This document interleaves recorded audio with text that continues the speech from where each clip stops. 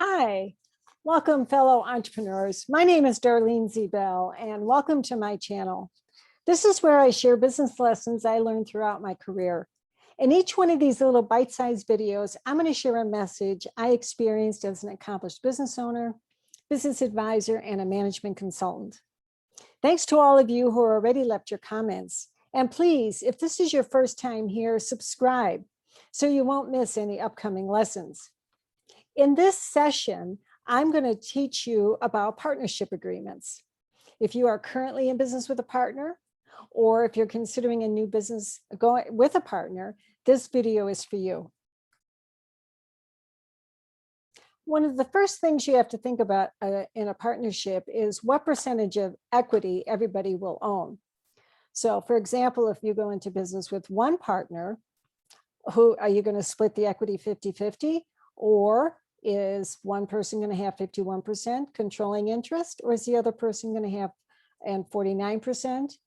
Who's going to make the final decision? Who's the final decision maker? Who's going to decide on emergencies, what needs to be done? On 50-50 partnerships, sometimes it doesn't work because if you can't agree on anything, nothing will get done. In a partnership agreement, it's called a buy-sell agreement. And in this contract, it's like a prenup. It's a contract of outlining all the things that can happen while you're in a partnership for business. For example, if one person passes and dies unexpectedly, who inherits their shares? Their estate would inherit their shares. And of course, depending on who that is, you could have someone else in your business working with you, especially if it's a 50-50 partnership. Maybe that's a person you can't work with. In the buy-sell agreement, you can outline exactly what happens upon death. For example, the company can buy life insurance policies on each of the partners.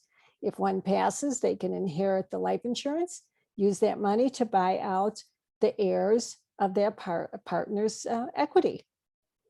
In case somebody becomes disabled, what happens?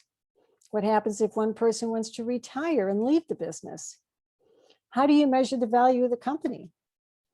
If you had 50-50 partnership and one passes and the other partner gets to decide it's worth $1, well, that's not fair either. The buy-sell agreement should outline exactly how the shares will be valued. What's the algorithm? What tools will be used to measure? This is really important and should be analyzed as soon as possible in your partnership. You just can't expect it to happen, at the last minute. It should be worked out as soon as possible. In some of my businesses, I had no agreements, and in 50-50 ownership, which really didn't work out very well. I was lucky in that one that I was able to come up to a compromise and buy out my other partner. In another partnership in my management consulting firm, we had over $40 million in consulting fees. Well, we started that buy-sell agreement day one. And we knew exactly what would happen if one person got divorced. What would happen? How is the company going to be measured and valued? Another important piece of the buy-sell agreement is having a non-disclosure part of the contract. That is, if you buy a partner out, you don't want their partner to be able to go in and compete against you. In a non-disclosure agreement, the partner won't be able to take any of the proprietary information about the company, even client list or anything that's unique to the organization. These are the terms that need to be spelled out, as well as potential life insurance.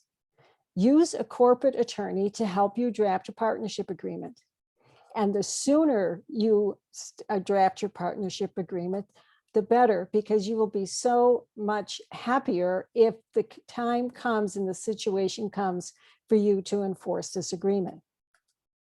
Do it as soon as possible if you're in a partnership. Trust me, I've been in 3 partnerships and I was very happy that I had buy-sell agreements, and I learned that later on. I didn't have it earlier on in my entrepreneurial career. This is so key.